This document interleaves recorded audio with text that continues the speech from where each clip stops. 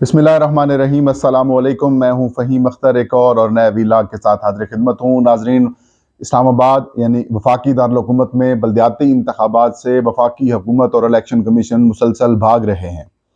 Islamabad high court में election commission और वफाकी हुकूमत ने अलग अलग इंट्रा कोर्ट अपील्स दायर कर दी हैं और जो बेंच है वो दस्तयाब नहीं है।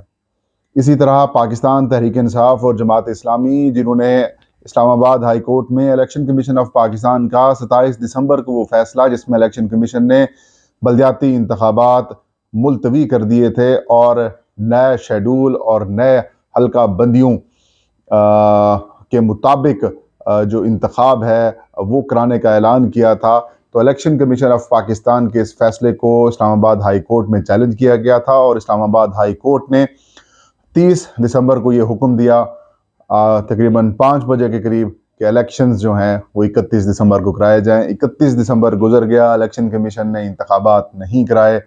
वफाक ने सिक्योरिटी और इंतखाबी अमला फराम करने से माजरत की और इलेक्शंस ना हो सके और यूँ इलेक्शन कमीशन ऑफ पाकिस्तान और जो वफाकी हुकूमत है वो तौहीन अदालत की मुर्तकब हुई और इसी तनाजुर में तहरीक इंसाफ और जमात इस्लामी ने तौहीन अदालत की दरख्वास्त दे दी है इस्लामाबाद हाई कोर्ट में।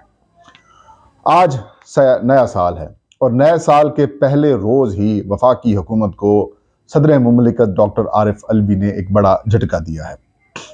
सदर मुमलिकत डॉक्टर आरिफ अलवी ने जो इंतखाबी बलदियाती इंतखाब का कानून जो था उसके अंदर जो तरामीम थी वो वफाक ने कौमी असम्बली और सैनेट से उनकी अप्रूवल ली थी और वो सदर मुमलिकत को भिजवाई गई थी मंजूरी के लिए। सदर मुमलिकत के दस्तखत होंगे तो वो जो बलदियाती तरामीम हैं वो कानून बन जाएगा, एक्ट बन जाएगा और वो नाफिजुल अमल हो जाएगा। लेकिन सदर मुमलिकत डॉक्टर आरिफ अलवी ने इस बलदियाती कानून को बग़ैर दस्तखत के वापस भिजवा दिया है। इन अदर वर्ड्स, इनको हम कह सकते हैं कि सदर ने इस कानून को मुस्तरद कर दिया है, जो समरी थी उसे मुस्तरद कर दिया है और ये मामला दोबारा पार्लियामेंट को भिजवा दिया है कि इसके ऊपर नजरसानी करें। इसकी इम्प्लीकेशंस ये होंगी कि 15 रोज तक या 10 रोज तक मामला लटक गया। अब वफाकी हुकूमत के पास ऑप्शन ये होगा कि वो पार्लियामेंट का मुश्तरका इजलास बुलाए, उस मुश्तरका इजलास में यही जो तरामीम हैं इनकी अप्रूवल करा दी जाए और फिर जब ये अप्रूवल हो जाएंगी तो सदर मुमलिकत के दस्तखत के बग़ैर, अगर वो दस्तखत नहीं करते तो उसके बग़ैर भी ये जो कानून है ये नाफिजुल अमल हो जाएगा और यूँ जो बलदियाती कानून में तरामीम है वो हो जाएंगी। इसके अंदर झटका फिर क्या है, आपके जहनों में सवाल यही उठा होगा।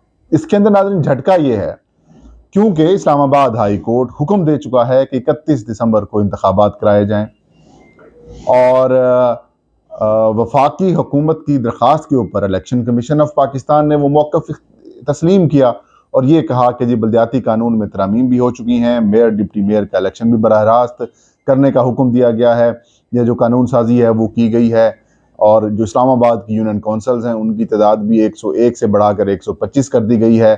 लिहाजा जो इलेक्शंस हैं वो अब इस कानून के तहत और इस तारीख के ऊपर नहीं हो सकते। तो मतलब जो टाइम जो था, जो वक्त है वो बड़ा इंपॉर्टेंट है इस सारे मामले में।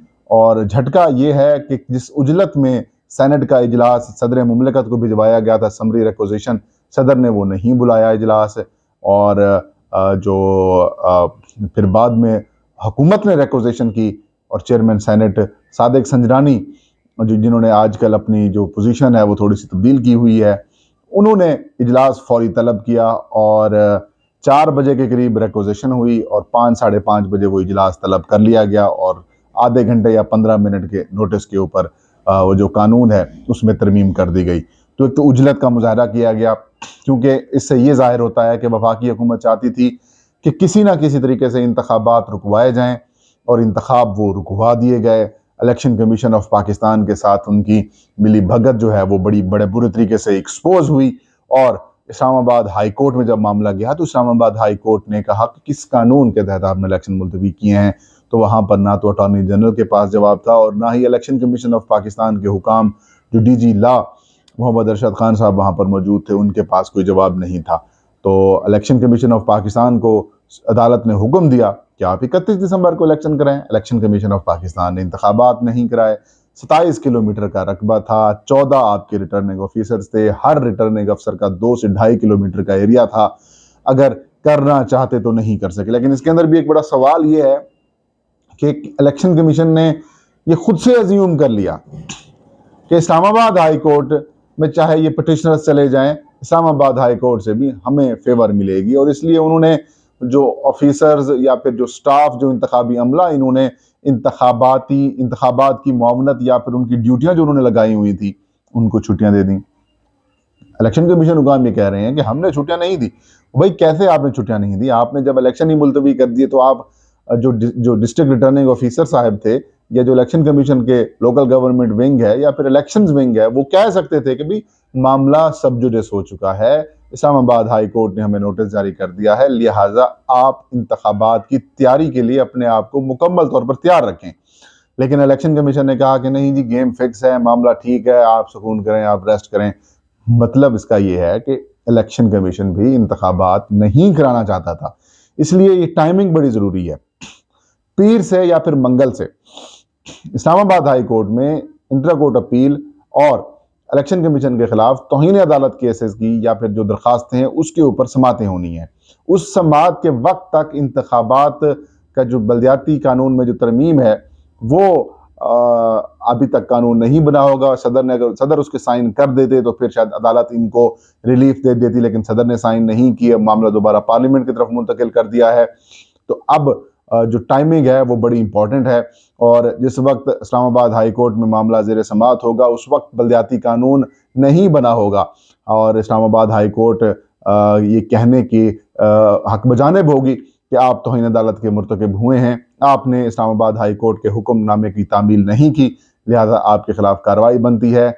या फिर इलेक्शन कमीशन ऑफ पाकिस्तान को 3, 4 या 5 या 7 दिन दिए जा सकते हैं कि आप इन दिनों में इंतखाबात करा जाएं।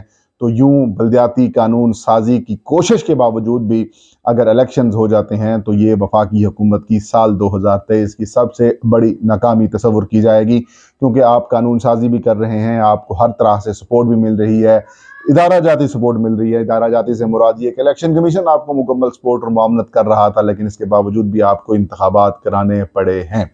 तो अब सूरत हाल बड़ी क्लियर हो चुकी है, और यही एक्सपेक्टेड था कि सदर मुमलिकत जो है इसको साइन नहीं करेंगे और वापस भिजवाएंगे, और वही रीजंस दिए सदर मुमलिकत ने भी अपने उस जवाब में कि एक तो उजरत में आपने कानून साजी की है जिससे बल्दियाती इंतखाबात 2 दफ़ा मौखर हुए। पहली दफ़ा आपने कानून साजी कराई और इंतखाब मौखर हुए और 50 से 101 यूनियन काउंसिल्स कर दी आपने। फिर इलेक्शन कमीशन ऑफ पाकिस्तान ने शेड्यूल जारी किया, 31 दिसंबर तारीख मुकर्रर की, फिर आपने बल्दियाती कानून में तरमीम कर दी जिससे इंतखाबात मौखर हुए, लिहाजा इससे जमहूरियत कमज़ोर होगी, और ये जो कानून है इसकी वजह से इलेक्शंस की राह जो है वो हमवार नहीं होगी। और जो बल्दियाती कानून में तरमीम कर दी कि मेयर और डिप्टी मेयर का इलेक्शन भी बराह रास्त होगा, जो मौजूदा शेड्यूल है उससे ऊपर इलेक्शन पॉसिबल नहीं हो सकते, लिहाजा इसको रिव्यू करें। तो अब सूरत हाल बड़ी क्लियर हो चुकी है। वफाकी हुकूमत के पास भी कुछ ऑप्शंस मौजूद हैं। वो ऑप्शंस ये हैं कि इस्लामाबाद हाई कोर्ट के फैसले को, इंटर कोर्ट अपील भी अगर वो रिजेक्ट हो जाती है तो फिर इस फैसले को सुप्रीम कोर्ट में चैलेंज कर सकते हैं, और सुप्रीम कोर्ट में भी फैसला चैलेंज हो सकता है, तो फिर इस दौरान बल्दियाती कानून भी बन जाएगा। लेकिन फ़िलहाल इलेक्शन कमीशन ऑफ पाकिस्तान को ये हुक्म दिया गया है कि आप इंतखाबात कराएँ, उसमें वो नाकाम हुए हैं। कानून साजी भी अब रुक गई है।